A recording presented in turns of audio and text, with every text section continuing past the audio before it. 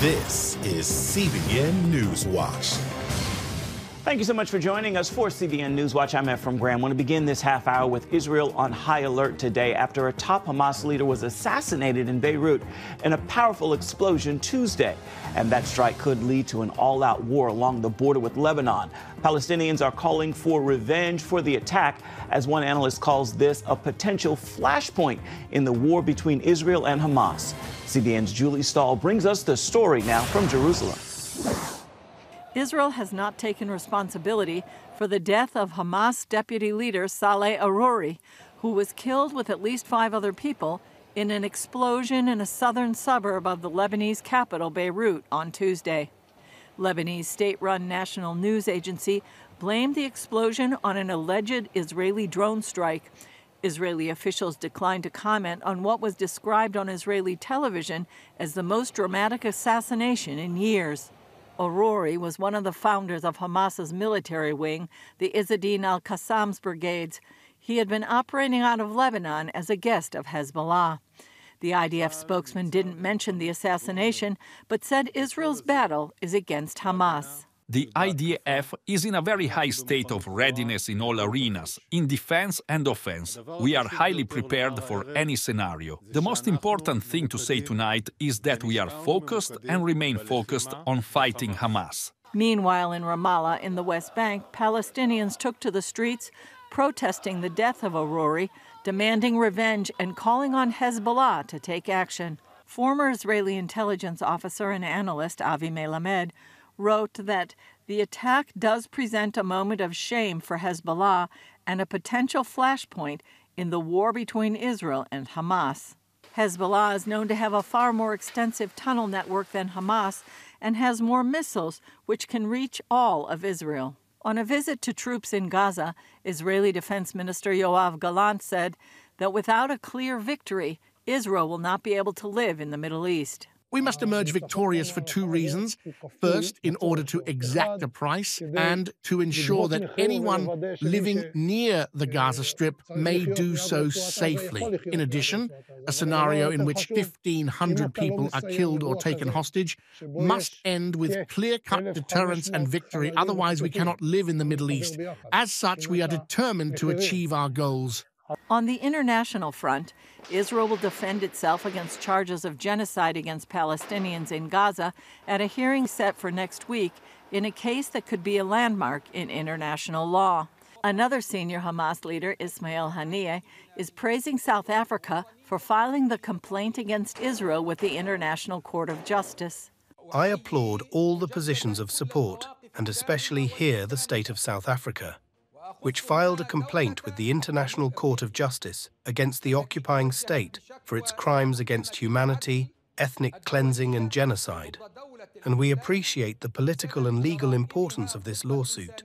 South Africa charged that Israel is violating the 1948 United Nations Convention Against Genocide. While the Hamas rapist regime does everything to maximize civilian casualties with its despicable human shield strategy, Israel is employing measures unprecedented in the history of warfare to minimize civilian casualties. Government spokesman Elon Levy says South Africa is standing on the wrong side and supporting the Nazi-like massacre of Israelis by Hamas. The state of Israel will appear before the International Court of Justice at The Hague to dispel South Africa's absurd blood libel. The case could last for years. For now, Israel continues its military operations in Gaza along its northern border and for the return of its hostages. Julie Stahl, CBN News, Jerusalem. Back here at home, Harvard University's president is stepping down. Claudine Gay announced her resignation Tuesday. It comes after mounting pressure following her widely criticized testimony before Congress concerning Jews and a growing plagiarism scandal. Wendy Griffith is on this story. Claudine Gay's problems began with what many called her terrible performance before Congress over her response to reports of alarming anti-Semitism on campus and refusal to condemn calls for genocide of Jews. Does calling for the genocide of Jews violate Harvard's rules of bullying and harassment, yes or no? It can be, depending on the context. What's the context? Targeted at an individual. It's targeted at Jewish students, Jewish individuals. Do you understand your testimony is dehumanizing them? Afterwards, Gay apologized for what she called poor wording in her testimony. Still, many House members, as well as prominent alumni and donors, called for her resignation. And adding to her problems, multiple allegations of plagiarism in her published works, including new charges Monday from the Washington Free Beacon. Gay said she resigned so that our community can navigate this moment of extraordinary challenge with a focus on the institution rather than any individual. Gay's testimony before Congress in December came after students at top campuses, including Harvard, said they didn't feel safe after outbreaks of anti-Semitism following the Hamas attacks on Israel. Some students spoke out on the day Gay and other university presidents testified before Congress. I want to be clear. This is not just about the Middle East. This is anti-Semitism right here, in our homes, on our campuses. It is dangerous. It is going unchecked. And everyone that does not join to put a stop to it is part of the problem. Still, not everyone on Harvard's campus is happy to see Gay go. I think she was trying to give a fair picture when she spoke in front of the congressional people, and I think that people kind of misconstrued what she was saying. While many leaders welcome Gay's resignation, they say the problems at leading universities go much deeper than just the leaders. They argue the schools have been engulfed by left-wing ideology. North Carolina Republican Congresswoman Virginia Foxx says there has been a hostile takeover of post-secondary education by political activists, woke faculty, and partisan administrators. Critics will be watching top schools to see if there are any real changes. Wendy Griffith, CBN News. As the new year begins, Washington is wrestling with an old and growing problem, the national debt closing in on yet another milestone, a massive $34 trillion. That amounts to a little more than $100,000 for every citizen in the country. That is according to debtclock.org. And it shows no signs of slowing down. Members of both parties are now proposing to establish a bipartisan commission to deal with the debt explosion. There is a new battle in the Empire State over Chick-fil-A's closed on Sunday policy. Some New York politicians are not happy the restaurants are not open 7 days a week and have introduced a bill in direct response to Chick-fil-A's stance. Critics say the measure is aimed at interfering with Chick-fil-A's plan to maintain Bible-based policy. Current restaurants on New York's Thruway would appear to be exempt from the 7-day-a-week policy based on the current contracts. Some politicians are against the proposed bill, including Senator Lindsey Graham, who says, quote, "This is war." You can read the full story at cbnnews.com. We're mourning the loss of Lisa Robertson here at CBN. She's the wife of Tim Robertson and daughter-in-law of Pat Robertson. Lisa went on to be with the Lord on Saturday. That was December 30th. Here's a look at an amazing woman of God whose passion for Jesus Christ touched countless lives. Born March 9, 1954 in Colorado, Lisa Nelson went on to attend Sweetbriar College, where she founded a religious conference. She happened to invite a gentleman named Pat Robertson to be the keynote speaker. He agreed and brought his son Tim along. Tim and Lisa quickly fell in love and were married 46 years. Along the way, they had 5 children: Laura, Elizabeth, Willis, Callie, and Abby. Abby, a reporter with CBN News in Washington, chatted with her mom a few years ago about motherhood. I would describe motherhood as one of the great opportunities that God gives women. It is a job, it is a ministry, it is so much fun, and it's a way we partner with the Lord to see His work. A great source of joy for Lisa, her 15 grandchildren. They affectionately know her as Honey. Lisa had a passionate love for Jesus and brought her family traditions to the 700 Club audience, including her popular segments on Advent. One of the things I love about Advent is I feel like it's God's gift to us because it is a time where we can pause, we can reflect, we can really begin to think about what Christmas really is. Lisa led a women's Bible study for decades at Galilee Church, which led to her passion for reminding women that God can provide wisdom and direction. It was something she'd experienced, resulting in her book, The Path of Life. In 2019, she appeared on the 700 Club to discuss it with that keynote speaker she'd contacted 45 years before, her father-in-law, Pat Robertson. I think there's a verse in Chronicles that says, I don't know what to do, but my eyes are on you. And I translate this as help. And I think you can ask him I would ask him for wisdom as I would raise my children. And then I would continue to seek him by reading the Bible and by getting that kind of fortification from the promises of his word to raise my family and then to continue to knock. Lisa leaves behind a rich legacy of family and faith, and her 16th grandchild on the way.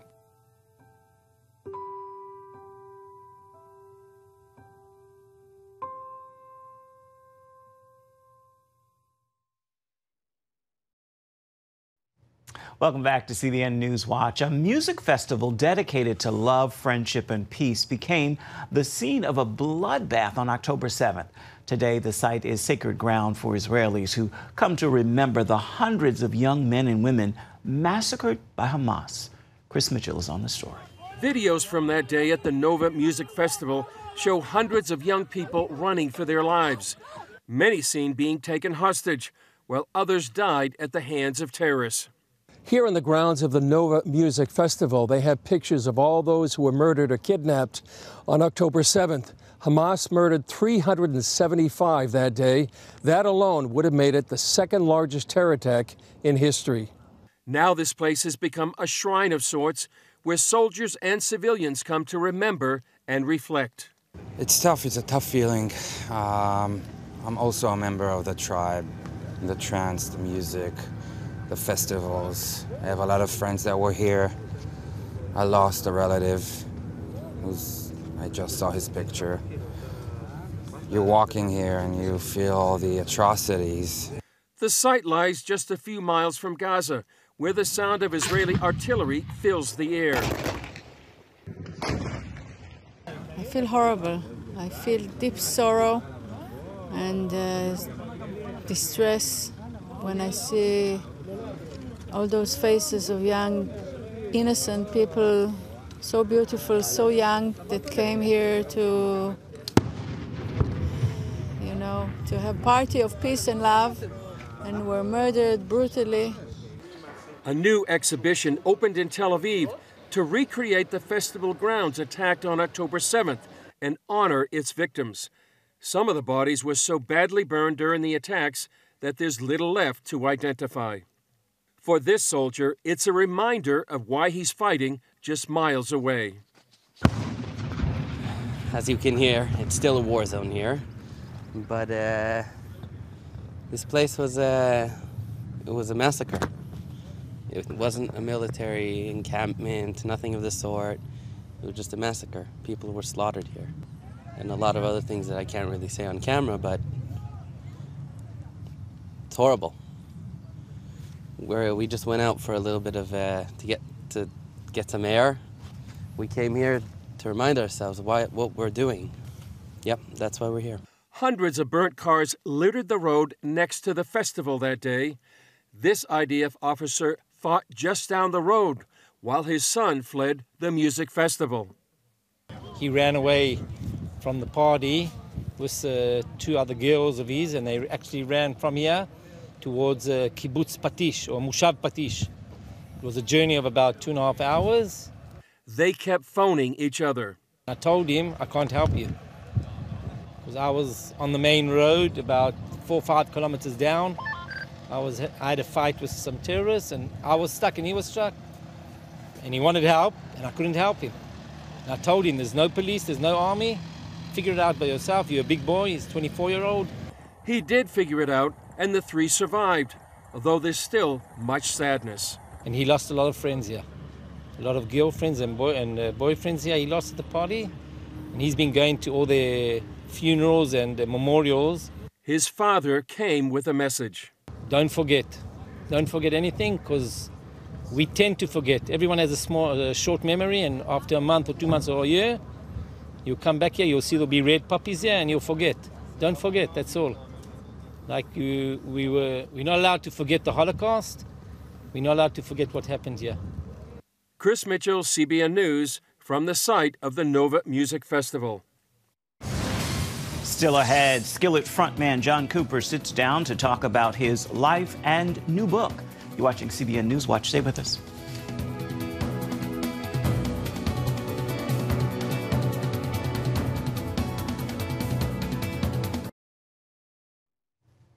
Skillet's frontman John Cooper has a new book. It's his take on sharing the truth when it is hard.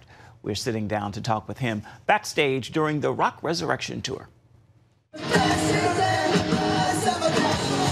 Skillet has been rocking the Christian music charts for decades. Led by frontman John Cooper, who uses his music platform to spread God's message of truth and love. Now the singer-turned-author takes that message from the stage to the page. This book, Wimpy, Weak, and Woke. People have been losing their minds from the book title alone, which I gotta be honest, I'm really surprised about. I start the book by telling people about my own wimpiness. So I'm not just saying, oh, you people are wimpy and weak. Being wimpy and weak is an ideology, it's a way of thinking. And here's what I mean.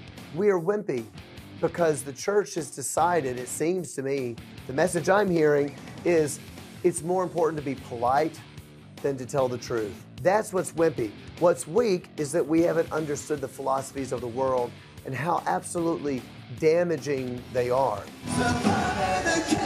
Like his music, Cooper hopes this book unites people, both Christians and non-believers, under a common truth. I think that truth always heals.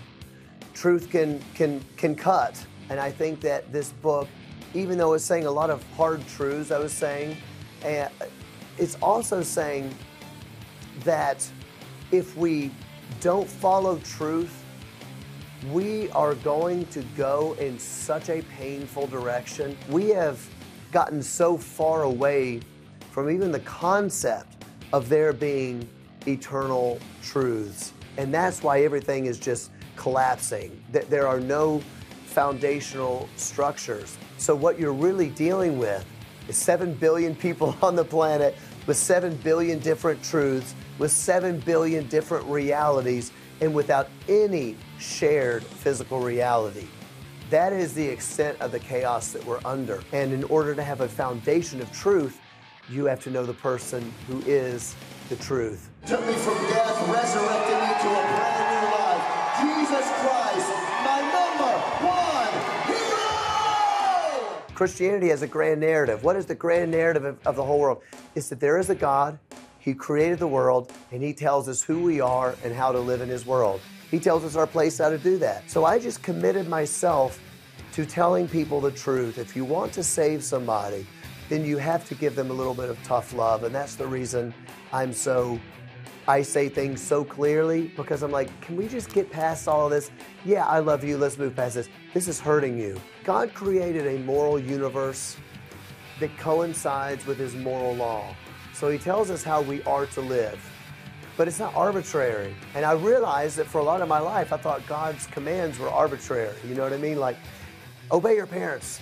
I'm like, oh, okay, God just wants me to do this thing because it pleases Him. You still got to do it. It pleases Him. That's what He says to do. And I want to please God. But what His commands, what's so cool about it is that His commands coincide with the world that He created so that when you obey God, things go good in your life. God's way works, and the things I say at the end is this. Number 1, believe that God's word is real. Stand on the authority of Scripture. Stop apologizing for the character of God. Number 2, train your kids in the Bible. Lastly, I would just say for churches, you can't separate ethics from the message of Christ. The gospel comes into your life so that you are transformed into the likeness of Christ, and that is the power of the gospel. John Cooper's book is available wherever you purchase your reading material. You can join us tonight for a special edition of Studio 5. We're taking you to an event that offers the perfect way to connect with Christian professionals in the field of business, film, music, and so much more. It's called Echoes of Creation. We traveled to Dallas, Texas to bring you a look at the inaugural event and to speak with some special guests, including God's Not Dead creators Carrie Solomon and Chuck Konzelman, as well as singer and songwriter Victory Boyd. You can catch the special edition on the news channel tonight at 8 o'clock Eastern Standard Time. You can also watch it on the CBN News app as well as YouTube. Stay with us. Your Wednesday Word's coming up next. Introducing a brand new way to start your morning, the CBN News Quick Start Podcast. Each weekday morning at 7 a.m., get quick highlights of the day's important news. Then an in-depth analysis that goes beyond the headlines. Insights that matter to people of faith. Discover how God is moving around the world and here at home. Find the CBN News Quick Start Podcast on iTunes or wherever you enjoy listening to podcasts, because truth matters. Artificial intelligence, commonly known as AI, is always in the headlines, and soon you're now going to be able to have your own AI pin that you can wear on your clothes. Android Headlines reports it will be like taking the ChatGPT AI computer program and clipping it to your shirt. The AI pin will have a microphone and a camera that will allow you to scan an object like food, and then you can get your questions answered about it. The pin from Humane AI will have access to AI services in various online computers so we can find that information. And it's expected to come out in the spring. It's going to cost you a little less than $700. Time now for your Wednesday Word, and today I've actually got 2 words to help you make it through this new year. Here they are. Begin again. When you fail, fall off, forget, or simply find yourself frustrated, don't quit. Don't quit. Simply begin again. God's grace and mercy are new every morning, and they are sufficient for the day. Begin again. Well, that will do it for this edition of CBN NewsWatch. You can always find more of our news programs on the CBN News channel. You can find them there at any time as well as online.